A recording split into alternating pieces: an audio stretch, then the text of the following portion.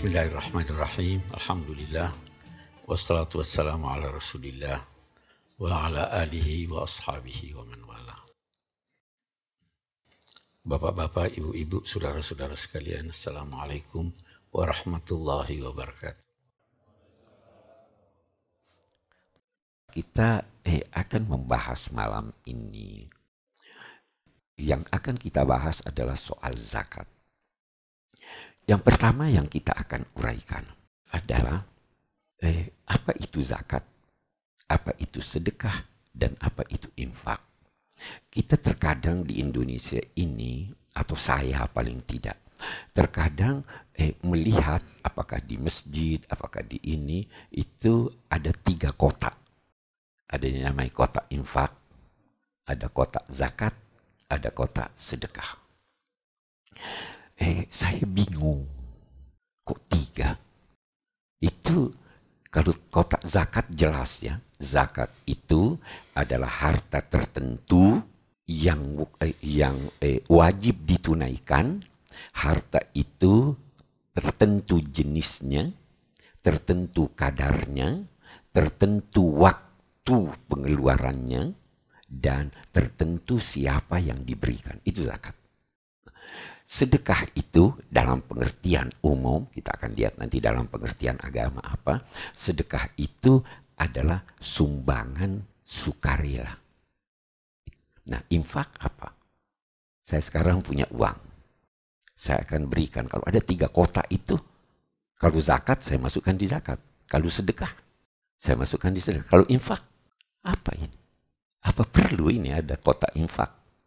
Mari kita lihat Al-Quran dan hadis soal pengertian ini. Infak terambil dari kata nafkah. Nafkah itu terowongan. Terowongan itu jalan keluar. Munafik itu adalah orang yang berada di terowongan. Dia keluar bisa dari 2 pintu. Kalau di depannya ada orang-orang muslim, dia keluar di sana. Kalau di belakangnya, dia keluar di sini. Tapi asal katanya terowongan atau keluar. Sehingga infak itu atau nafkah itu sesuatu yang dikeluarkan. Zakat bisa merupakan bagian dari infak. Sedekah bisa merupakan bagian dari infak. Atau semua zakat adalah infak, tetapi tidak semua infak adalah zakat atau sedekah. Ini dulu satu. Al-Quran menggunakan kata nafkah atau infak untuk segala macam pengeluaran, baik ikhlas maupun tidak ikhlas. Nah, ini sekarang. Mathalul ladzina yunfiquna amwalahum fi sabilillah kamathali habbatin ambatat sab'a sanabila fi kulli sumbulatin mi'atu habba. Perumpamaan orang yang menginfakkan hartanya di jalan Allah seperti 1 biji. Setiap biji yang ditanam sehingga tumbuh pohon ada 7 bulirnya. Setiap bulir ada 100 biji. Jadi berlipat ganda. Itu yunfiquna amwalahum fi sabilillah. Di sisi lain dia juga menggunakan kata infak untuk pengeluaran yang buruk, bahkan yang tidak ikhlas. Perumpamaan orang yang menginfakkan hartanya karena ingin dipuji, dia itu seperti tanah di atas batu yang licin. Lalu ditimpa hujan lebat. Nah, kita bisa bayangkan. Kira-kira ada sisa lagi dari tanah itu. Berpori-pori bisa ada sisanya ya. Atau kalau hujannya tidak lebat. Nah, ini nafkah digunakan oleh Al-Quran untuk sesuatu yang tidak ikhlas. Atau sesuatu yang jadikan atau digunakan untuk mendukung hal-hal yang bertentangan dengan nilai-nilai agama. Al-Quran melukiskan orang-orang musyrik yang menafkahkan harta mereka untuk membendung ajaran Islam itu digunakan yunfiquna amwalahum. Mereka itu akan menyesal. Jadi kesimpulannya infak adalah pengeluaran apapun, ikhlas atau tidak ikhlas, untuk tujuan baik atau tidak baik. Kalau zakat beda. Zakat dari segi bahasa punya dua atau katakanlah tiga makna. Yang pertama, pengembangan, berkembang. Yang kedua, penyucian. Yang ketiga, keberkatan. Nah, agama menggunakan kata zakat, istilah zakat, untuk apa yang saya katakan tadi. Ada harta tertentu, punya jenis tertentu, tidak semua harta, punya waktu tertentu untuk dikeluarkan, dan punya orang-orang sasaran yang harus diberi.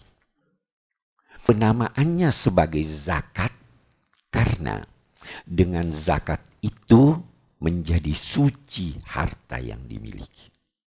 Dengan zakat itu berkembang kepribadian seseorang yang berzakat. Secara umum saya ingin beri gambaran, kita itu dalam meraih harta bisa jadi haram, ini jelas di luar. Bisa jadi syubhah, ya kan? Orang yang jual rokok itu bagaimana? Boleh enggak? Jadi syubhah kan? Katakanlah bagi mereka yang berkata bunga bank itu haram, katakanlah, ya, bunga bank haram, boleh enggak? Paling tidak kita katakan syubhah. Dengan mengeluarkan zakat menjadi bersih harta yang syubhah tadi. Bukan dengan mengeluarkan zakat menjadi bersih barang yang haram. Karena syubhah itu masih abu-abu. Nah, itu makna membersihkan. Dia juga dengan berzakat akan menjadi suci jiwa orang yang berzakat. Salah satu manfaat dari zakat itu adalah menjadikan seseorang tidak kikir, menjadikan seseorang jujur dengan dirinya. Ini semua adalah kesucian jiwa, pengembangan jiwa. Kalau enggan berzakat, kalau enggan menyumbangkan sebahagian dari harta, Anda akan kikir. Dan jiwa Anda akan menjadi terbelenggu. Itu sebabnya zakat juga diartikan pengembangan. Dengan berzakat berkembang harta Anda.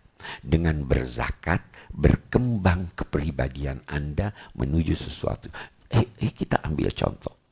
Pengembangan ini bukan hanya dalam arti spiritual. Tapi pengembangan itu juga berarti material. Mari kita ambil contoh. Kalau ada orang yang tidak punya uang, Anda beri dia uang. Dengan pemberian uang tersebut, dia bisa berbelanja. Dia bisa beli barang Anda. Sehingga produksi Anda bertambah. Berkembang nggak lain sekarang? Jelas berkembang. Jadi ketika Allah menamai zakat ini sebagai zakat pengeluaran uang untuk fakir miskin sehingga perdagangan bisa tumbuh dan lain-lain sebagainya, itu sebenarnya pengembangannya bukan dalam arti pengembangan kesucian jiwa, bisa dalam arti pengembangan harta itu sendiri. Zakat tidak dinamai zakat atau tidak dinilai zakat oleh Allah Subhanahu wa taala kecuali kalau ikhlas. Di sini bedanya dengan pajak. Iya. Pajak kewajiban negara, dari negara. Zakat kewajiban dari Allah.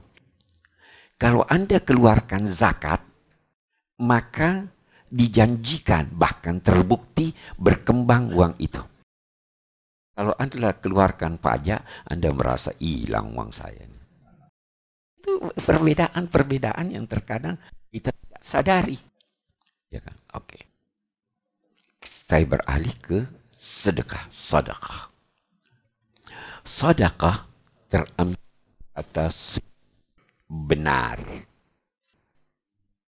Al-Quran menamai apa yang kita istilahkan dengan zakat atau diistilahkan oleh Al-Quran dengan zakat, menamainya dengan sedekah.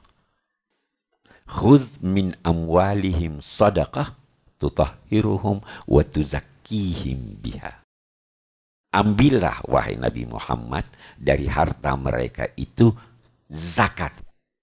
Di ayat At-Taubah itu innamas sadaqatu lil fuqara'i wal masakin dan sebagainya. Ada 8 itu. Jadi Al-Quran menamai kewajiban yang harus dikeluarkan dari harta benda itu, menamainya sedekah. Baik. Dari penamaan ini kita bisa mengambil kesimpulan. Ketika Al-Quran menamai uang yang wajib dikeluarkan itu menamainya zakat, maka sebenarnya dia mengisyaratkan manfaat yang Anda dapat peroleh dari zakat. Apa manfaat? Suci, berkembang. Itu yang kita peroleh. Ketika Al-Quran menamai apa yang wajib dikeluarkan itu dengan sedekah, maka itu adalah pesan kepada Anda bahwa keluarkanlah itu dengan jujur. Lakukan perhitungan dengan jujur, dengan benar. Okay. Nabi SAW menambahkan pengertian sedekah itu dengan makna-makna yang lain. Kita lihat. Ada orang-orang miskin pada masa Nabi yang berkata begini. Ini orang-orang kaya sudah menghabiskan pahala. Mereka salat seperti kita. Mereka puasa seperti kita. Tapi mereka mengeluarkan uangnya. Kami tidak punya uang. Kata Nabi, tidak. Kalian juga bisa bersedekah seperti mereka. Nah, ini pengertian sedekah dari Nabi. Kullu takbiratin sedekah. Kullu tahmidatin sedekah. Setiap takbir sedekah. Setiap mengucapkan alhamdulillah sedekah. Setiap amar ma'ruf sedekah. Setiap nahi mungkar sedekah. Bahkan, kata Nabi, dalam hubungan seks kalian dengan pasangan kalian itu sedekah. Ayo, perbanyak sedekah. Sahabat heran, apakah dalam soal seks juga ada sedekah? Nabi menjawab begini, bukankah kalau dia meletakkannya pada tempat yang haram, dia dapat dosa? Dapat dosa. Kalau begitu, kalau di tempat yang wajar, dapat pahala. Jadi sedekah yang diberikan pengertiannya oleh Nabi ini sangat-sangat banyak. Kalau ada orang kaya bersedekah dengan uangnya, kalau hanya bersedekah dengan uangnya, boleh jadi dia tidak amar ma'ruf nahi mungkar. Boleh jadi dia tidak tasbih, boleh jadi dia tidak tahmid. Jadi sedekah menurut Nabi itu mencakup banyak hal. Oke. Itu dari segi pengertiannya. Menarik, di dalam Al-Quran, kata zakat ini seringkali dirangkaikan dengan kata salat. Itu tidak kurang dari 80 kali Al-Quran berfirman aqimus shalah wa atu az-zakah. Oke. Karena itu kita tidak bisa memisahkan antara salat dan zakat. Salah satu tanda keberagamaan dan persaudaraan sesama muslim adalah itu Al-Quran menyatakan fa in tahabu wa aqamus shalah wa atauz zakah fa ikhwanukum fiddin. Kalau mereka itu bertaubat, orang musyrik itu yakni mengucapkan 2 kalimat syahadat, mereka salat dan mereka menunaikan zakat, maka mereka saudaramu seagama. Oke. Atuz zakah. Kata atu biasa diartikan tunaikan. Sebenarnya kata atu itu punya banyak makna. Dari akar kata ini lahir makna sempurna. Jadi atu zakat bukan tunaikan, sempurnakan.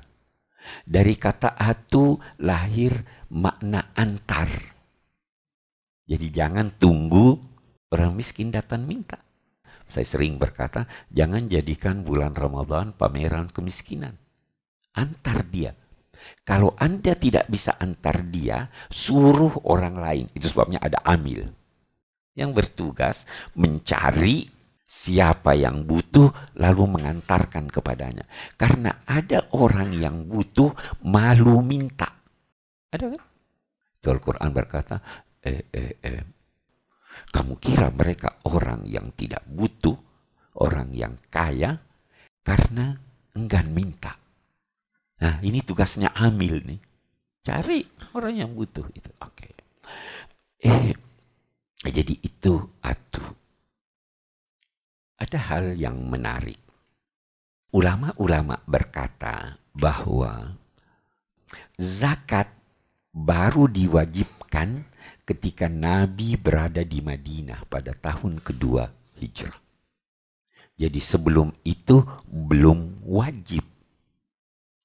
Tetapi kendati belum wajib, ada orang-orang yang sudah menyisihkan sebahagian hartanya untuk diberikan kepada orang-orang yang butuh. Itu ada ayat-ayat yang turun di Mekah, antara lain menyatakan wa fi amwalihim haqqun lis-sa'ili wal mahrum. Dan dalam harta-harta mereka itu ada harta yang mereka sisihkan sebagai haknya orang yang minta dan orang yang tidak minta tapi tidak punya. Mahrum itu tidak memiliki. As-sa'il juga tidak memiliki.